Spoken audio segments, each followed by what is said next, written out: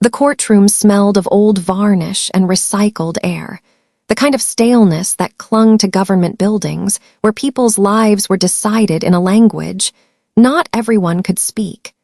The seal of the United States hung heavy over the judge's bench, its eagle glaring down at the rows of wooden pews filled with strangers and neighbors alike. They all stared at me. I sat in my army dress blues, the intelligence medal pinned to my chest, polished shoes reflecting the cold fluorescent light. The medal gleamed, but it felt like a weight strapped to my ribs, dragging me under in a room that wanted to watch me drown. To my left, my mother clutched a stack of crumpled papers in hands that trembled more from fear than age. She whispered in Mandarin, too soft for the clerk to hear, and I recognized the panic in her voice even before the tears streaked down her cheeks. My older brother Marcus leaned forward, face red with frustration, his voice sharp enough to cut through the silence. "You're the translator," he hissed, loud enough for the gallery. "You speak 12 languages, why can't you even save your own family?" The words hit harder than any insult from a stranger. They landed in my chest like a ricochet, bouncing off old scars no metal could ever hide. People in the gallery shifted uncomfortably, some whispering, some shaking their heads. Everyone heard him. Everyone saw me. The government attorney stood, tall and smug in his tailored suit, and his tone carried the easy confidence of a man who never had to translate his worth. "If they can't function in English," he said, gesturing at my mother, "then they can't function in America." The courtroom murmured. My mother's sobs filled the space where my voice should have been. I opened my mouth, but the words caught in my throat. It was as if the 12 languages I had mastered, Arabic, Farsi, Russian, Pashto, Spanish, and so many more, suddenly collapsed into static.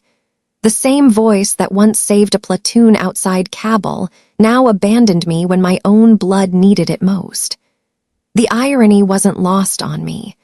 I was the Army's polyglot, the woman soldiers called the voice in firefights when mistranslation meant death. I was the interpreter who could calm a warlord with one phrase or stall a negotiation until reinforcements arrived. I had spent years training my ears to catch whispers under gunfire, training my tongue to twist into sounds most Americans would never attempt. And here in this courtroom, I was nothing more than the quiet girl again, the one my family had mocked for years. The judge glanced down from his bench, his expression unreadable. His clock ticked steadily 3:40 p.m., but time felt irrelevant, each second stretching like it was daring me to speak. My mother reached for my sleeve with hands rough from cleaning houses, her eyes begging me to do what I had always done in secret, carry the burden of understanding for everyone else. But Marcus leaned back in his chair, smirking. Jake, my younger brother, avoided my eyes entirely, ashamed or maybe just indifferent. To them, my silence wasn't strategy. It was proof that I was the antisocial daughter, the freak who never belonged. The lawyer pressed on. "These proceedings are simple. If this family cannot comprehend the requirements of their stay, then deportation is the only viable course. America cannot cater to every foreign tongue." His words echoed, cruelly efficient, as if my parents' lives were footnotes in a policy manual. I wanted to stand, to shout back in perfect English, Spanish, Mandarin, or Dari, to unleash every language I had mastered like a barrage of fire. Instead, my hands gripped my knees, fingers digging into the wool fabric of my uniform. Combat had taught me restraint. Interpreting had taught me patience. But neither had prepared me for the humiliation of being called useless by the very people I had once promised to protect. The gallery's whispers grew louder. A woman in pearls clutched her husband's arm, murmuring, "If even their daughter can't help them, what chance do they have?" The words weren't meant for me, but they landed just the same. I kept my eyes forward, chin lifted. Soldiers call it bearing, never letting the enemy see the tremor in your bones. But inside, I was back to being 12, standing in a California schoolyard, mocked for my accent, labeled the quiet freak. The court was just another playground, only the stakes were higher. The judge cleared his throat, shuffling papers. "We will proceed." My mother cried harder. Marcus slammed his palm on the table, shaking his head. I sat there in silence, the metal on my chest burning hotter than any desert sun I had endured in uniform.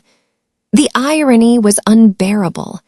The Army's interpreter, a woman who had stopped wars with her words, was powerless here, in front of her own blood. I thought of my grandfather then, his voice whispering through memory. "Silence isn't weakness. You're listening harder than others." His words used to comfort me. Now they felt like a riddle. The gavel struck once. The sound ricocheted through my chest, a reminder that this was only the beginning.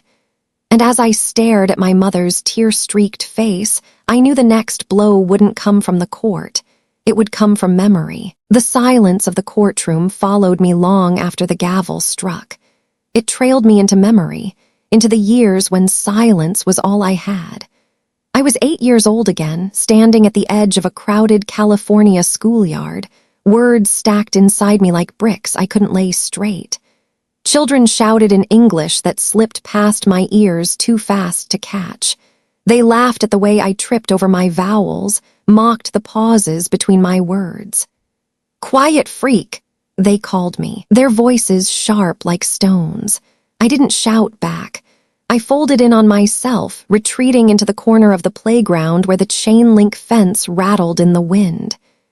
At home, things weren't much better. My father, tired after long shifts at the restaurant, would sigh whenever I hesitated to answer. "Your sister makes friends so easily," he said once, pointing at Julia, who was already the darling of her class. My brother Marcus had a soccer team that cheered for him every weekend. I had silence. Silence and books from the library with dog-eared pages and languages I barely understood but kept trying to decode. My mother tried in her way, but she measured me against the world outside. "You have to speak," she whispered in Mandarin as she brushed my hair before school. "People will think you're strange." By then, they already did. One evening, sometime after 9 p.m., I sat at the kitchen table with a battered English workbook. The fluorescent light flickered overhead, throwing shadows across the page. I pressed the pencil so hard the tip snapped. Julia leaned against the doorway, smirking. She doesn't even know how to say hamburger without sounding like she's choking. My father chuckled softly, not unkind but not defending me either. That was the rhythm of our house, comparisons made in jest that cut deep. It was my grandfather who saw something else. He had arrived from Guangzhou years before, his English never more than fractured phrases. But when he sat beside me under the magnolia tree in our backyard, he didn't scold me for being quiet. Instead, he studied me with his weathered eyes and said, "Silence isn't weakness. You're listening harder than others." That night, he handed me an old radio he had tinkered with for years. The dial was scratched, the antenna bent, but when he turned the knob, voices in Spanish crackled through the static. "Listen," he said. "Language is like hunting. First, you hear the rustle in the trees. Then you know what it means." It was the first time anyone told me silence could be strength. But strength was not what my family saw. To them, my silence was proof I was broken. I remember Marcus at 12 sneering across the dinner table. "She's like a ghost, doesn't talk, just stares." My mother didn't correct him. She only reminded me to eat faster, as though silence was something to be swept away with the dishes. The label stuck: ghost, antisocial, quiet freak, words that wrapped around me tighter than any embrace. There was one night I never forgot. I was 10, hiding under the covers at 11 p.m., reading a children's book in Spanish I'd smuggled home from the library. The words came slowly, like footprints across sand. My grandfather slipped into the room, the smell of camphor trailing after him. He sat on the edge of my bed and listened as I stumbled through the sentences. When I closed the book, embarrassed, he patted my shoulder. "You've got a hunter's ear, little ghost," he said. "You hear what others miss." I clung to those words like lifelines, but the rest of the family never let me forget what I wasn't.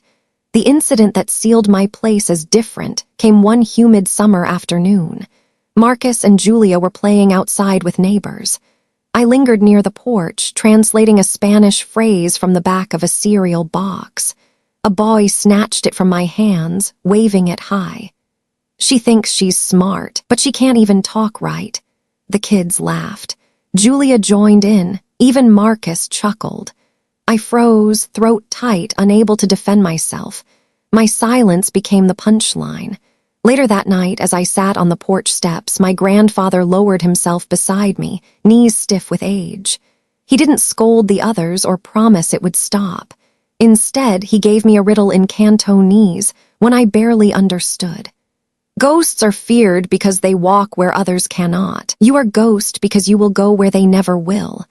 At the time, I didn't know what he meant. All I knew was that my silence, my strangeness, made me an outcast at home, at school, in my own skin. Years later, sitting in that immigration courtroom, his words echoed louder than Marcus's insults. Ghost. Not a curse. A prophecy. But back then, as a child, I couldn't see the future. All I saw was a family that wanted me louder, brighter, more like Julia or Marcus. All I felt was the weight of words I didn't yet know how to carry. And all I wanted, at least then, was one chance to prove that silence had power. That chance would come 6 years later, in a market filled with strangers, where my voice would break through for the first time. By the time I was 14, silence had become more than a habit. It was armor I wore every day. I filled notebooks with scraps of phrases, Spanish, French, even fragments of Arabic copied from battered dictionaries at the library. At night, I traced letters until my hand cramped, whispering the sounds under my breath so softly even the walls couldn't hear. My siblings never let me forget how strange it looked. Julia flipped through my notebooks once and sneered. She collects words the way other girls collect makeup. Marcus laughed harder. Too bad she never knows when to use them. I didn't answer. I never did. Pretending not to hear was easier than fighting. But I kept collecting, stacking words inside myself like ammunition no one else believed existed. One humid Saturday in July changed everything. It was near 3 p.m. when my mother and I walked through the Oakland market, a riot of smells, cilantro, fried fish, diesel fumes, and voices in every accent. She clutched a grocery list scribbled half in Mandarin, half in broken English. At a produce stall, she handed over a coupon. The vendor frowned. "No good, expired."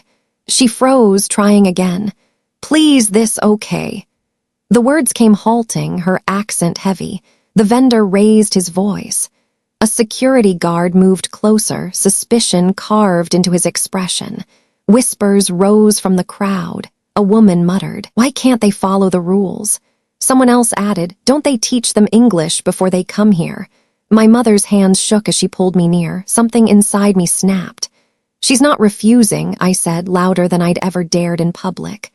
"The flyer said July 12. The coupon says July 11. Which one's correct?" The vendor blinked. I held the flyer up. The dates didn't match. His shoulders slumped. "Damn print shop," he muttered. He waved us through. "Fine, take it." The guard stepped back. The crowd turned away. The storm ended as quickly as it had started. My mother whispered in Mandarin, "What did you say?" I explained, but instead of thanks, she only sighed. "Next time, don't make a scene." That night at 11 p.m., I lay awake replaying it over and over, the guard retreating, the vendor conceding, the crowd quieting.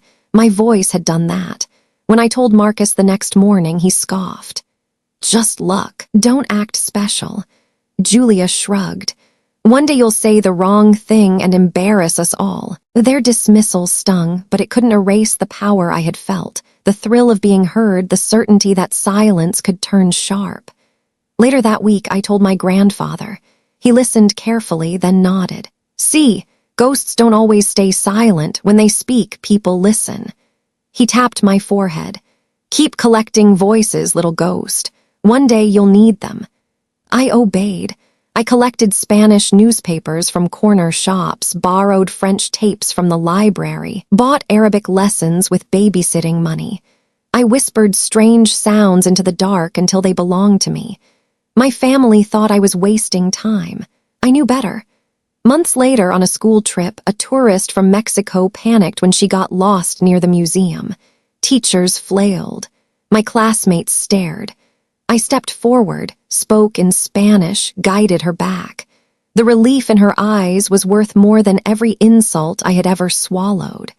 I kept that moment to myself. Some strengths are safer hidden. But deep inside, I knew something had shifted forever. The memory of the market became a secret flame I carried. Every insult afterward, every dismissal, fed that flame instead of putting it out.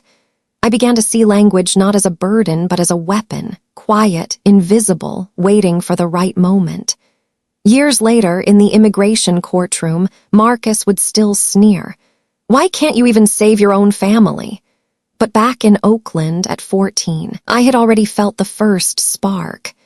The quiet girl was gone. The collector of voices was ready.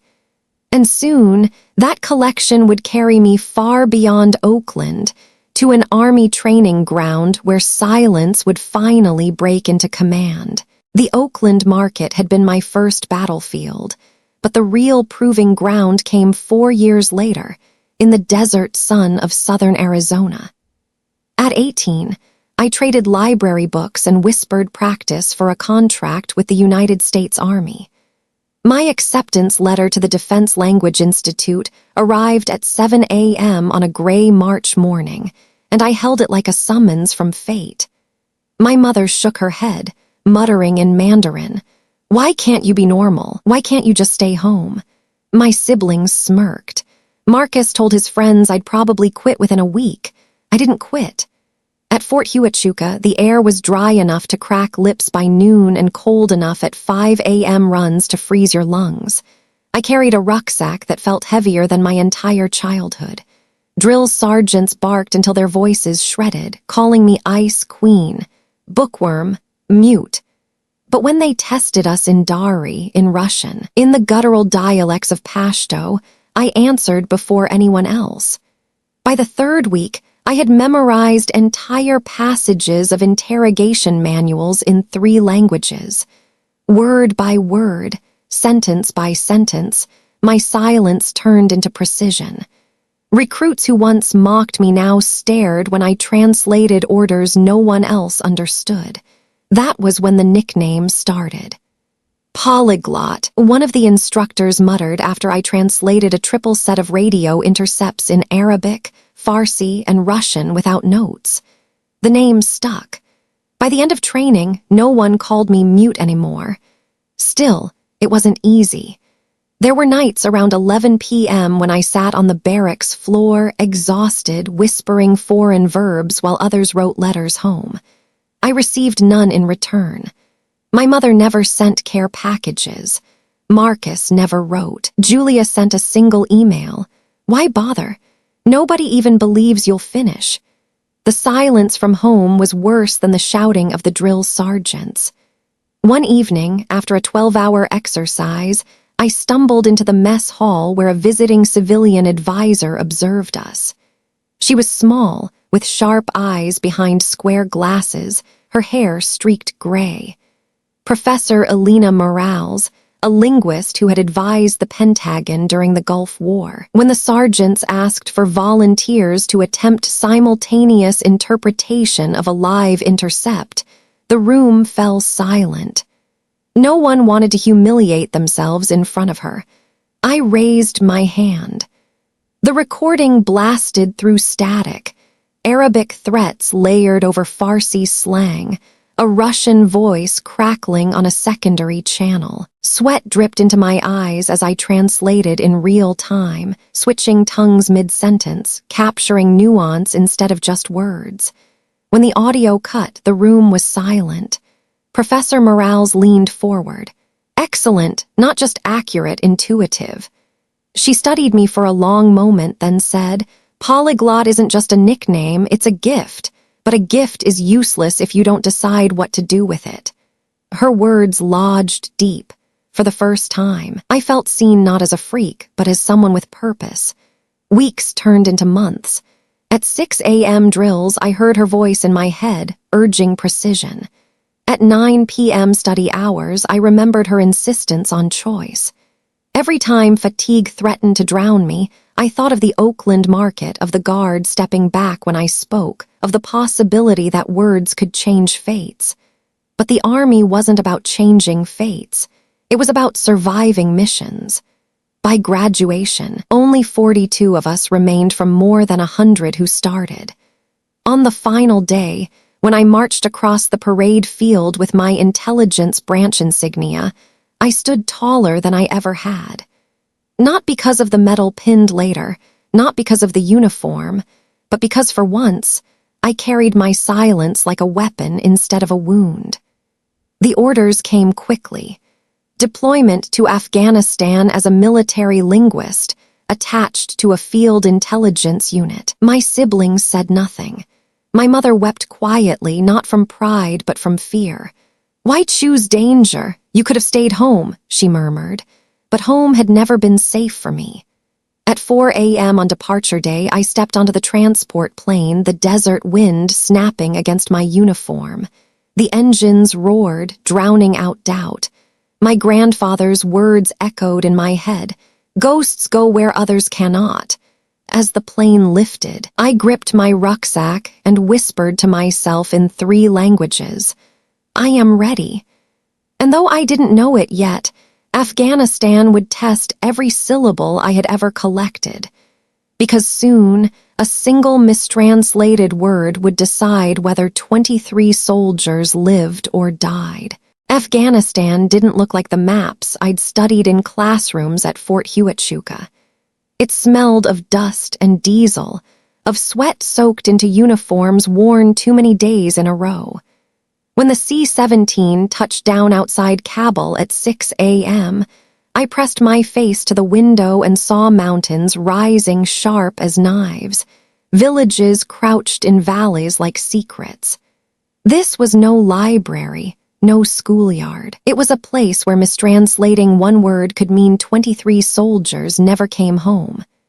The first weeks blurred together, convoys rumbling down cracked roads, briefings packed with acronyms, radio chatter spilling across frequencies I was expected to catch in real time.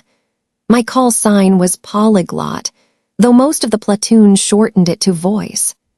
I wasn't the strongest or the fastest, but I became their lifeline when Dari turned to Pashto, Pashto to Arabic, Arabic to Russian.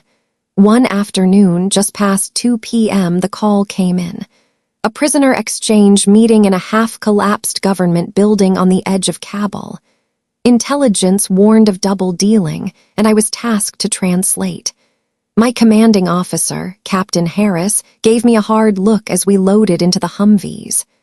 "Remember, Chen, one wrong syllable, and this whole thing goes to hell."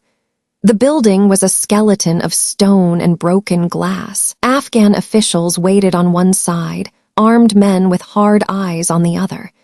The air pulsed with suspicion.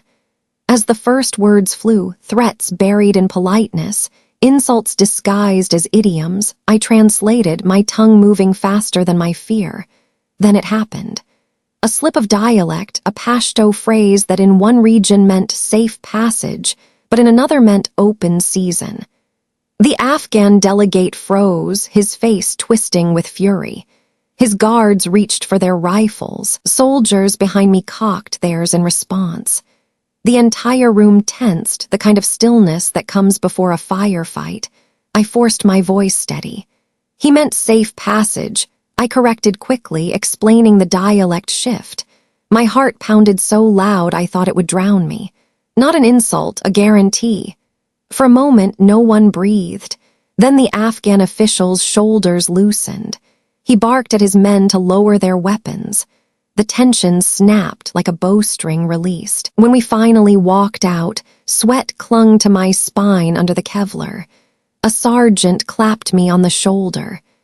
"Damn, voice, you just saved 23 of us." That night, at 11 p.m., I sat alone outside the barracks, listening to the echo of what almost happened.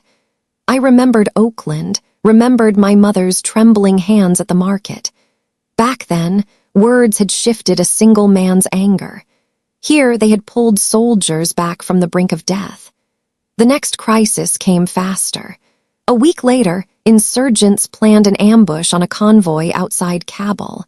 We intercepted chatter on 3 channels, layered in slang and code. My job was to separate threat from bluff. My fingers flew over the transcript, translating in bursts. "They're saying turn left, no, it's a decoy. Wait, they've placed the IED near the mosque wall." The convoy rerouted just in time. The explosion tore the street they would have driven down. Dust and fire swallowed the air. Over the radio, a lieutenant's voice cracked with relief. "Whoever Polyglot is, she just saved us." Word spread fast. Soldiers began calling me, the voice like it was more than a call sign, like it was a title. I felt pride, but also a weight heavier than my rucksack. Because every time they looked at me with that mix of awe and dependence, I knew the next mistake could erase it all. One night, Captain Harris found me scribbling translations by lantern light. "You know why they trust you?" he asked. "Because you hear what others miss. Don't forget, sometimes what's unsaid matters more than what's spoken." I nodded, though inside I wondered if even he understood how much I carried. The irony gnawed at me. In America, I was still the antisocial daughter, mocked for being too quiet.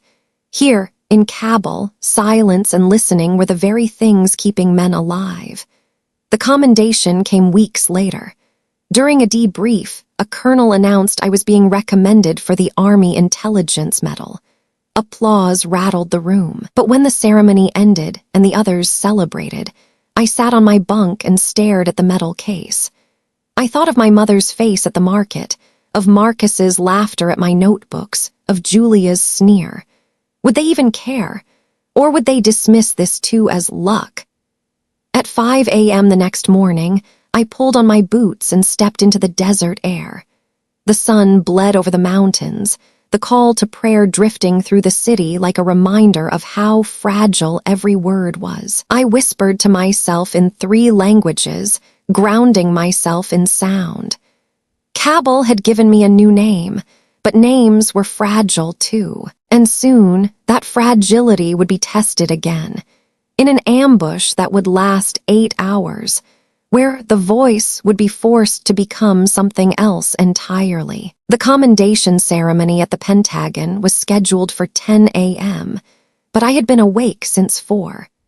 Combat had trained me to live on fractured sleep, yet that morning my body hummed with nerves. I pinned the Army Intelligence Medal to my uniform with hands that had steadied radios under fire, hands that had scribbled translations in the dust of Kabul. Now they trembled. The auditorium was filled with brass and polished shoes, families seated proudly in neat rows. Cameras flashed as my name was called. Captain Lisa Chen, for extraordinary linguistic service during operations in Afghanistan, applause thundered. I walked across the stage, spine straight, chin lifted, the medal cool against my chest. But when I scanned the rows reserved for family, the seats were empty. The space meant for my mother and siblings gaped like a wound. Colonel Harris, my former CO, offered a respectful nod, but there was no familiar face, no comforting smile. Just the echo of boots against hardwood and the ghost of laughter that wasn't there. Afterward, reporters asked about the mission, about what it meant to be the voice that saved 23 soldiers. I answered with measured words, but inside I was 12 again, waiting for someone in my family to look at me and say we're proud. That call never came. At 7 p.m. that night, I sat in my apartment, the metal case open on the table. The city buzzed outside, sirens and car horns filling the silence my family left behind. I dialed home. The line rang 3 times before my mother answered. "Ma," my voice cracked. "Did you hear I received a medal today?" There was a pause, then her words, sharp as broken glass. "Stop showing off. Medals don't change who you are." Before I could reply, the line went dead. I stared at the receiver, my chest hollow. For years, I had told myself that if I achieved enough, if I collected enough voices, if I saved enough lives, then maybe the family who mocked me as antisocial would finally hear me. But the silence on the other end of the line told me what I already knew. To them, I was still the strange, quiet girl. The medal meant nothing. The next blow came closer to home. Daniel, the journalist I had been dating for over a year, came by the following weekend. He brought flowers, but his face carried the heaviness of a decision already made. "I can't keep doing this," he said around 9 p.m., his voice low. "Every time you choose another deployment, another mission, it feels like you're choosing the army over me." I tried to explain the work, the responsibility, the fact that men were alive because of my words, but he shook his head. "Lisa, you don't come back, not really. You're there even when you're here." When he left, the flowers stayed on the counter, wilting by morning. Another casualty, another cost. Professor Morales visited me a week later, her sharp eyes softening as she studied my face. She didn't congratulate me on the medal. Instead, she placed a hand on my shoulder. "They don't see it, but I do. You've turned silence into a weapon. But remember, even weapons can break if overused." Her words sank deep. At 11 p.m. that night, I walked the quiet streets near the Capitol, the metal case heavy in my hand. Street lamps flickered. A homeless man muttered in Spanish, asking for change. Without thinking, I answered in his language, and his eyes widened. Gratitude poured out of him in words most would never understand. It struck me then. My voice could reach strangers, soldiers, even nations, but not my own blood. The irony was unbearable. America celebrated me, but the people whose approval I had once craved recoiled further each time I succeeded. The army had given me recognition. My family had given me silence, and somewhere between those two truths, I felt myself breaking. But there was no time to dwell. Orders were already waiting. The United Nations had requested a linguist for delicate negotiations in Syria, the youngest female interpreter to hold such a position. Another battlefield, another chance to prove that my voice mattered. I closed the metal case, slipped it into a drawer, and told myself I didn't need my family's approval. Yet when I turned off the light at 1 a.m., staring at the ceiling, the hollow space where their pride should have been burned deeper than any wound Cabal had left. And though I didn't realize it then, the silence between me and my family was not finished. It would follow me to New York, to the marble halls of the United Nations, where my voice would echo across the globe, while my mother's words, "Stop showing off," echoed louder still. The Pentagon stage lights had barely dimmed when the next summons arrived. 2 weeks after the medal ceremony, at 6 a.m., my phone buzzed with a number I didn't recognize. On the line was a clipped British accent, a United Nations liaison. They had read the Cabal reports, reviewed my record. They wanted me in New York, chief interpreter for a crisis summit on Syria. The youngest female ever offered the position. By 9 a.m. that same day, orders were cut. I packed my uniforms and dictionaries into a single rucksack, the same one that had survived sandstorms and barracks nights. As the train rattled north, I stared at the blur of cities and thought of my family back in California. I didn't call them. After my mother's last words, "Stop showing off," the silence felt safer than rejection. The UN headquarters towered like glass and steel ambition on First Avenue. Walking through its doors felt stranger than stepping into Cabal. Soldiers trust you with their lives. Diplomats test you with every syllable. At 8 a.m. sharp the next morning, I was seated in a chamber with flags circling overhead, headsets snug against my ears. Delegates in tailored suits leaned forward, their words barbed with years of war. The Syrian delegation spat accusations in Arabic. Russian envoys countered in curt, biting phrases. The American ambassador clenched his jaw, firing back. My job was to hold the fragile bridge between them. My tongue darted between Arabic, Russian, English, French, 4 languages in one breath, each sentence a live wire. At 11:15 a.m., one delegate shouted a phrase that, mistranslated, could have collapsed the talks. Al-Kalima al-Muftahiyya. A novice might have rendered it surrender. But I knew the dialect, the subtext. The key word, meaning compromise. My translation shifted the air in the room. Arguments softened into debate. The session staggered forward. When the chamber recessed, the American ambassador approached me. "You stopped a breakdown today," he said. "Your voice, do you realize what it just carried?" But it wasn't his words I heard later that night at 10 p.m., staring out my apartment window over the East River. It was my mother's voice, echoing across the silence. Medals don't change who you are. And I wondered if my voice could hold nations together. Why couldn't it hold my family? A week later, Professor Morales visited. Retired now, she carried herself with the calm of someone who had fought her own battles with words. She pressed a letter into my hand. "Don't lose your humanity in translation," she warned. "Bridges collapse when you forget who's walking across them." Her words haunted me as assignments stacked higher. By 7 p.m. most nights, I was in back rooms of the UN, interpreting emergency calls with refugee coordinators, listening to mothers beg for safe passage in languages most Americans never heard. More than once, I saw my own mother's face in theirs, frightened, lost in a tongue not her own. And still, when I dialed home, no one answered. By 2 a.m. one morning, after a marathon session that kept fragile ceasefires alive, I returned to my apartment, shoes in hand, uniform jacket draped over my arm. A message blinked on my phone, not from my family, from the UN Secretary General's office. They wanted me permanently, chief interpreter, youngest ever appointed. I sat on the floor, metal case open in front of me, the city buzzing beyond the glass. Soldiers in Afghanistan had called me voice. Diplomats in New York now called me polyglot Chen. But the people who named me antisocial had not spoken to me in months. The irony was unbearable. Yet duty leaves no time for irony. My phone buzzed again, an email marked urgent.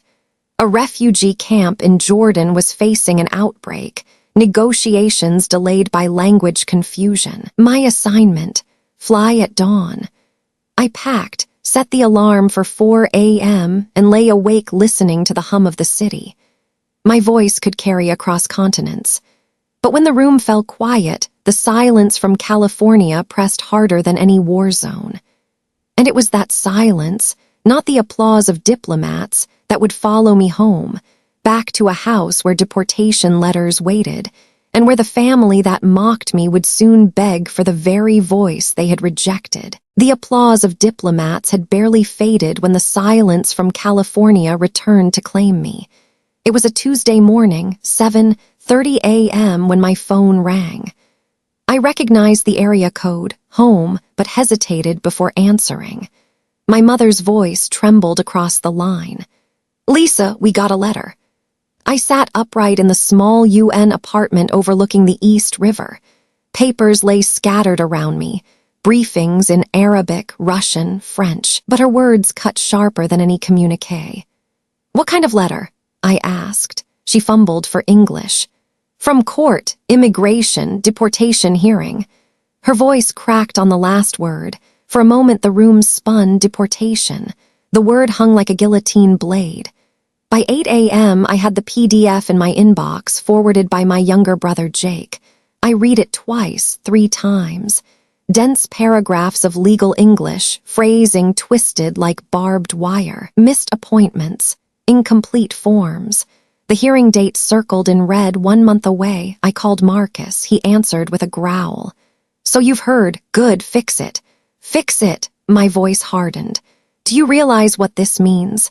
It means you finally use that metal, those languages, whatever the hell it is you do. If you really cared about us, you'd be here already. The line went dead. By 9:15 a.m., I was pacing the office at UN headquarters. Around me, translators prepared for a session on humanitarian corridors. My colleagues laughed, adjusted headsets, unaware that my own family was about to be erased from the country they had spent decades building a life in. I remembered the market in Oakland, my mother's trembling hands, the crowd's jeers. I had stopped that humiliation once. But this was larger, colder, stamped with official seals.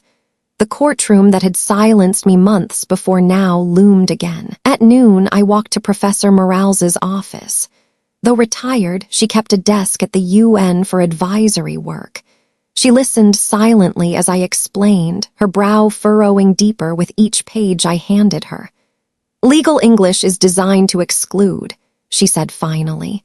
It's another language one most immigrants never learn. You have to decide, Lisa, are you their daughter or their interpreter? Her question echoed in my chest all afternoon. By 6 p.m., the refugee session ended. I should have gone home, but instead I lingered in the chamber, staring at the rows of empty seats where nations normally argued. I imagined my family sitting there, my mother clutching papers she couldn't read, my brothers whispering accusations, the judge's gavel ready to fall. The irony was unbearable. In this hall, my voice could calm a room of enemies. In that courtroom, my family would drown without me. At 10 p.m., I opened my laptop and began drafting translations of every page of their case file. I translated line by line into Mandarin, simplifying the clauses until even my mother could understand. The work stretched past midnight. At 1 a.m., I rubbed my burning eyes and whispered to myself in Spanish, in Arabic, in English. This time they will hear me, but doubt gnawed at me. My family had mocked me as antisocial, dismissed every achievement, turned away when I offered pride. Why should I fight for them now? Because silence had nearly destroyed us once before, and I had sworn never to let it win again. At 2:30 a.m., I hit send, an email to Marcus and Jake with the translations attached. The subject line read simply, I will help. But this time you listened to me. Sleep didn't come. At 3:40 a.m., I sat by the window, staring at the river, watching the lights ripple against the dark water. I thought of Daniel, the flowers left wilting after he walked away. I thought of Morales, her warning, even weapons can break if overused. And I wondered if my voice, sharpened by years of battlefields and debates, would splinter under the weight of saving a family that had never saved me. When dawn broke at 6 a.m., I was still at the window. Somewhere across the continent, my mother was likely kneeling on the kitchen floor, papers spread around her like fallen leaves she couldn't read. Marcus was probably pacing, blaming me already. Jake, silent as ever, letting the tide pull him along. The next morning, I booked a flight. The email confirmation blinked back at me. New York to San Francisco, departure 8 a.m., arrival noon. Because the courtroom was calling again.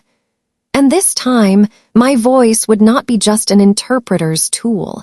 It would be the last defense between my family and the void. The last time I had walked through the front door of our house in California, I was wearing fatigues and carrying a rucksack heavier than my body. This time, 12 years of service and a United Nations title rode on my shoulders instead of gear. But the house looked unchanged. Stucco walls cracked by summer heat, the magnolia tree in the yard bent against the wind. The only thing different was me. It was 12:15 p.m. when my Uber dropped me at the curb. My mother stood in the doorway, clutching the deportation papers like they were a death sentence. She didn't smile, didn't reach for me.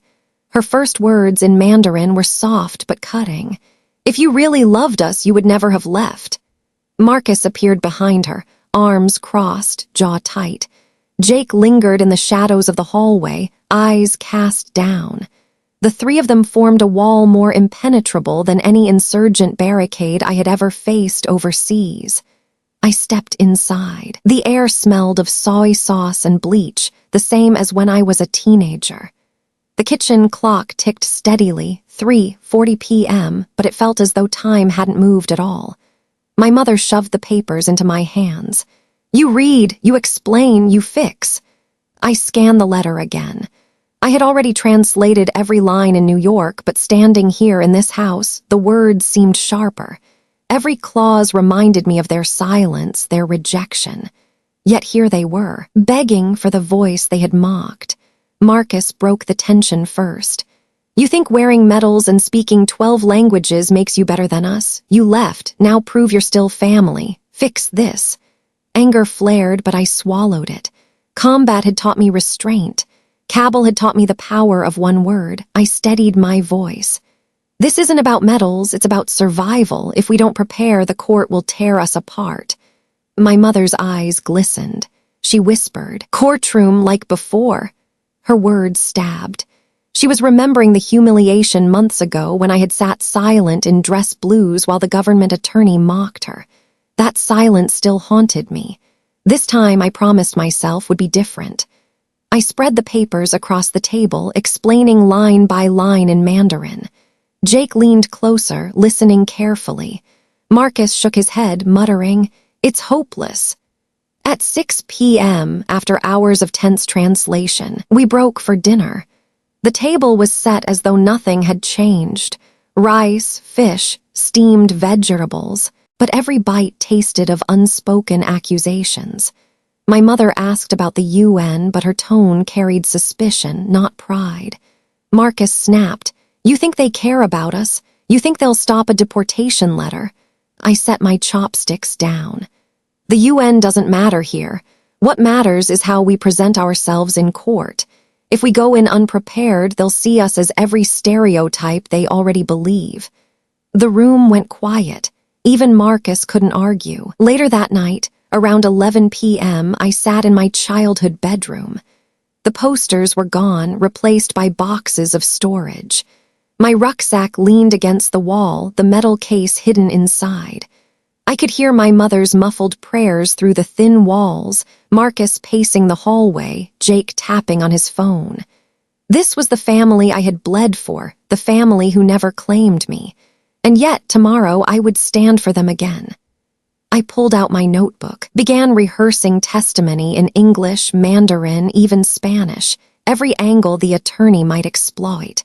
My voice would be sharp, unyielding. But doubt gnawed at me. What if they turned on me in court the way they had before? What if my voice, sharpened for battlefields and summits, broke under the weight of family betrayal? At 2 a.m., I closed the notebook and stared at the ceiling. The courtroom loomed in my mind, the judge's gavel echoing. The last time, my silence had damned us. This time, my words would either save us or destroy what was left. And as dawn approached, I realized something terrifying. Tomorrow, it wouldn't just be my family on trial. It would be me. The courthouse in San Francisco didn't look all that different from the one in New York. Marble floors, echoing footsteps, fluorescent lights that washed everyone pale.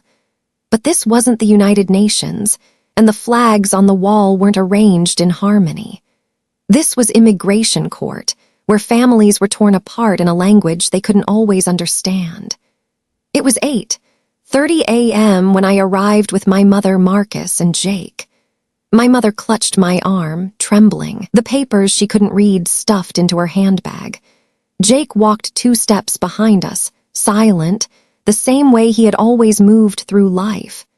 Marcus led the way, shoulders squared as if this were his battle. Inside, the gallery was already full, other families waiting, attorneys with stacks of folders, translators rushing between benches. The weight of every set of eyes pressed down on me. They didn't see a UN interpreter or an army officer. They saw another immigrant daughter walking her family to the edge of deportation. At 9 a.m. sharp, the judge entered. Everyone stood, then sat again. His gavel cracked the silence. The government's attorney rose immediately. He was younger than I expected, with slicked hair and a voice smooth as polished glass. "Your Honor, this case is about compliance," he began. "This family failed to meet requirements, failed to understand the language of the law, and now they want exemption because their daughter speaks 12 tongues. He turned, looking directly at me. But even a polyglot cannot rewrite the law. The words landed like shrapnel. My mother gasped. Marcus glared at me as though it were my fault for being noticed. At 9:30 a.m., the first blow landed. The attorney cued a video on the screen. Grainy footage of me in Kabul, headset on, voice rising over chaos. But the audio had been edited. Subtitles flashed across the screen, twisting my words into betrayal. "Look closely," the attorney said. "She mistranslated deliberately, giving advantage to her side. If she manipulates in war, what stops her from manipulating here? Can such a voice be trusted?" The gallery buzzed. My mother covered her mouth with her hand. Marcus's jaw tightened. Jake looked away. I stood, heart hammering. "That's not the truth," I said firmly. "That video has been doctored. Anyone who knows the dialect knows it." The judge silenced me with a raised hand. "You'll have your turn, Captain Chen." But the damage was done. I could feel the weight of suspicion shifting toward me. The attorney smiled like a man who had landed his first strike in a long game. At 10:15 a.m., he pressed harder. He quoted statements my family had made in confusion, turning them into contradictions. "They said they understood this clause. Now they say they did not. Which is it? If their daughter is so gifted, why are these mistakes made?" My mother whimpered. Marcus slammed his palm against the table, muttering, "You said you'd fix this." I gripped the edge of the table until my knuckles widened. Inside, I was back in that schoolyard, mocked for being silent, accused of being a ghost. Except now it wasn't children laughing, it was a government lawyer painting me as dangerous. At noon, court recessed. We stepped into the hallway. Families whispered as we passed. My mother clung to my sleeve. "Lisa, what if they take us away?" I looked at her and saw the same fear from the Oakland market, magnified 100-fold. "I won't let that happen," I said, but inside I wasn't sure. By 1:30 p.m., we were back in the chamber. The attorney delivered his sharpest strike. He projected transcripts of my UN sessions, twisting phrases of diplomacy into suggestions of bias. "She is not neutral," he declared. "She bends language to her will. She makes a career of manipulation. Should such a person be allowed to influence the fate of her own family?" The gallery gasped. Even the judge's eyes narrowed. I rose slowly. "Words are not weapons unless you twist them. I've spent my life using language to save lives. If you question my record, call the soldiers alive because of it. Call the diplomats who avoided war because of it. Don't smear truth with doctored tapes and half-context." But the judge held up a hand again. "Captain Chen, control yourself. You'll be heard in due course." By 3 p.m., exhaustion set in. My mother slumped, eyes red. Jake avoided everyone's gaze. Marcus leaned close and hissed, "If we lose this, it's on you."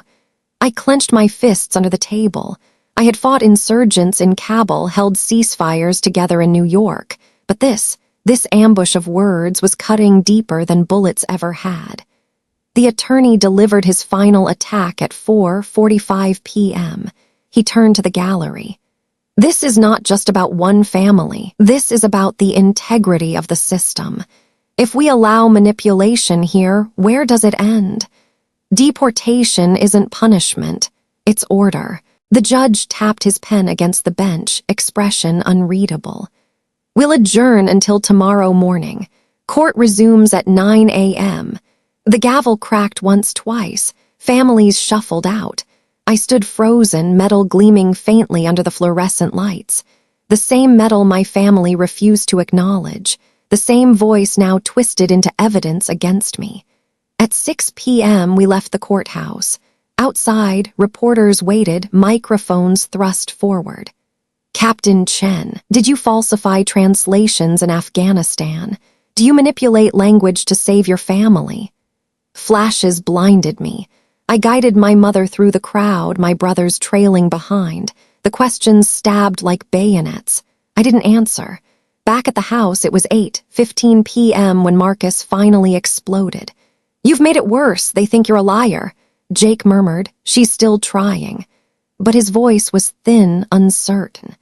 I shut myself in the bedroom, chest tight. Tomorrow, everything would come down to one chance. The courtroom ambush had torn through my defenses, but there was still a weapon left, one I had not yet used. At 11 p.m., as I lay staring at the ceiling, I remembered Morales's words. Gifts are useless unless you decide what to do with them. Tomorrow, I would decide, because the next day would not just be testimony, it would be revelation. The courtroom felt heavier the second day, as if the walls themselves remembered yesterday's humiliation. Reporters crowded the hall, microphones thrust toward me as we entered. Captain Chen, did you falsify translations in Kabul? Do you manipulate language to help your family? My mother kept her eyes on the floor. Marcus shoved past the cameras, jaw set. Jake trailed silently, hands in his pockets. Inside, the judge gavelled us to order. The government attorney wasted no time. Your Honor, he began smoothly. Yesterday we showed how this woman manipulates words to suit her agenda. Today we will demonstrate that her entire career rests on deception. He gestured to the gallery. Watch closely. This is how liars fall. He played another clip on the screen. My face projected larger than life, my voice patched into sentences I had never spoken. To anyone unfamiliar with dialect nuance, it sounded damning. Whispers rippled through the courtroom. My mother flinched as though the voice on the screen were a stranger's. Marcus leaned back, arms folded, as if confirming everything he had ever said about me. I stood slowly. That video is a lie. My words trembled at first, then steadied. Anyone who understands Dari or Pashto knows it's been spliced, but this court doesn't need to take my word for it. Call those who were there. Call the men who lived because of what I said. The attorney smirked. Convenient, you expect us to track down ghosts. The judge raised a hand. Captain Chen, do you have supporting testimony? Before I could answer, the doors opened. Professor Elena Morales stepped into the courtroom, a file under her arm. The room hushed. Even the attorney blinked in surprise. She walked forward with the calm authority of a woman who had fought her own wars in silence. Your Honor, Morales said, her voice carrying to the back row, I advised the army during those missions. I trained Captain Chen myself. I can testify to her accuracy, to her integrity. Her voice never lies. She set the file on the bench. Here are transcripts authenticated by the Defense Language Institute, unaltered. The judge scanned the documents. Murmurs swept through the gallery. For the first time, the attorney faltered. But Morales wasn't finished. I also submit sworn statements from soldiers alive today because of her translations. They call her the voice. They know what she saved. The government lawyer scrambled. Even if that were true, her personal involvement here makes her biased. He was cut off by another voice, accented but steady. A diplomat from the United Nations stood from the gallery. Your Honor, I flew here because I owed this woman my life. 2 years ago in Syria, negotiations collapsed. Her translation reframed a single phrase. Because of her, thousands of refugees walked free instead of being massacred. If you doubt her neutrality, you doubt the peace talks themselves. Gasps filled the room, the attorney's composure cracked, and then one final blow. A court clerk handed the judge an envelope, weathered and sealed.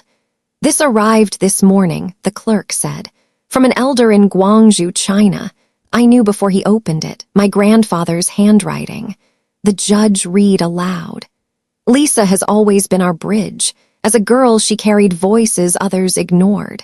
She helped me petition for our village's resettlement, translating every line with patience. If not for her, we would never have found safety here. I may be gone by the time this is read, but let it be known. My granddaughter's voice is the truest thing I ever knew. My throat closed. For years, my family had erased his memory, but here he was standing for me from beyond the grave. The courtroom erupted. Reporters scribbled. The attorney stammered, searching for footing on ground that had shifted beneath him. The judge struck the gavel for silence. His eyes found mine. "Captain Chen, you may speak." I rose, my voice no longer shook. All my life I have been told silence was weakness. I have been mocked for being quiet, dismissed as antisocial. But silence is not weakness. It is listening. It is precision. And when I choose to speak, it is truth. I looked at my mother, at Marcus, at Jake. The videos they play twist my words. But the lives saved, soldiers, refugees, even our own grandfather's village, those are not illusions. Those are the real translations of who I am. For the first time, my mother met my eyes. Her lips parted, but no words came. Marcus shifted, discomfort flickering across his face. Jake blinked hard as though seeing me anew. The judge leaned back, steepling his fingers. "We will consider the testimony and evidence. This court will reconvene tomorrow for final judgment." The gavel fell. As we filed out, the hallway exploded with questions. Cameras flashed. "Captain Chen, how do you respond to your mentor's testimony? To the UN diplomat? To your grandfather's letter?" I kept walking, the noise dimming around me. Inside, a strange stillness took hold. Not silence, but the pause before something breaks open. Because tomorrow, the decision would not just free or condemn my family. It would decide whether my voice, once mocked, once silenced, would finally be heard for what it truly was. The courtroom was silent when we returned for the third day. It wasn't the fragile hush of uncertainty anymore. It was the stillness before a verdict. Reporters lined the gallery, pens poised, cameras waiting. My mother sat beside me, eyes hollow but fixed on the bench. Marcus shifted constantly, as if ready to bolt. Jake folded his hands in his lap, the quiet anchor in a storm. The judge adjusted his glasses, voice steady. "After reviewing the testimony, the evidence, and the additional submissions, this court is ready to issue a ruling." The gallery leaned forward.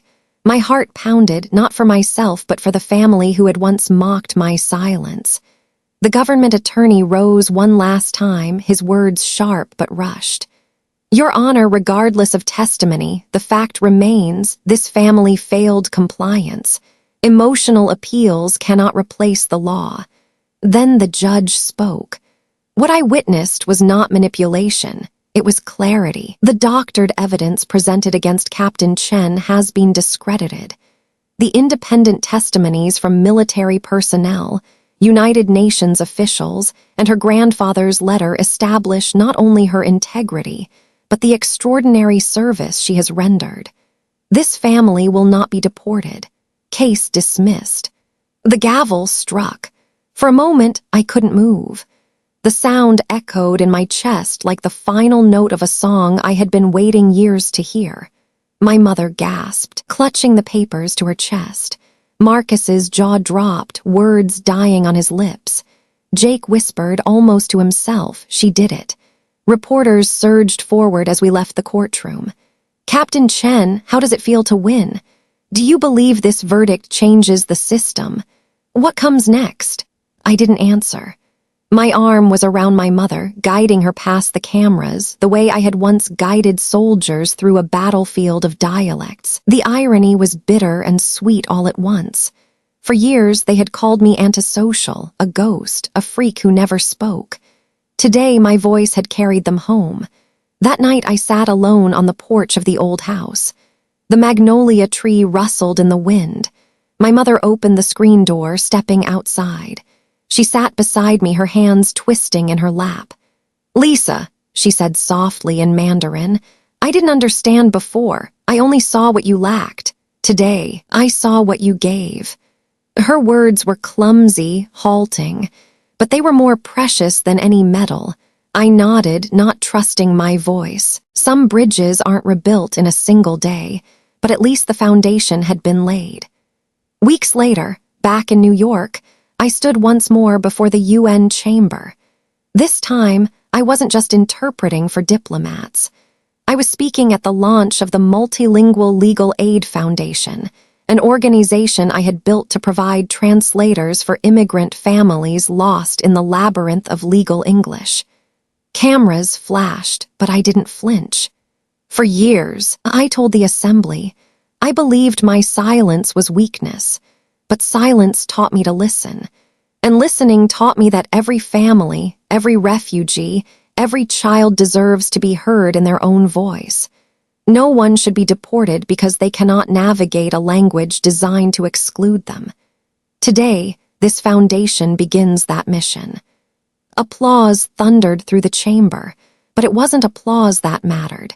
It was the refugee mother I translated for minutes later, clutching her child's hand, tears spilling as she heard her story carried faithfully into English. In her eyes, I saw my mother again. In that child, I saw myself at 8 years old, standing mute in a California schoolyard. The quiet girl was gone. What remained was a voice sharpened by war, tempered by loss, and finally claimed as my own. I walked out of the chamber into the evening air.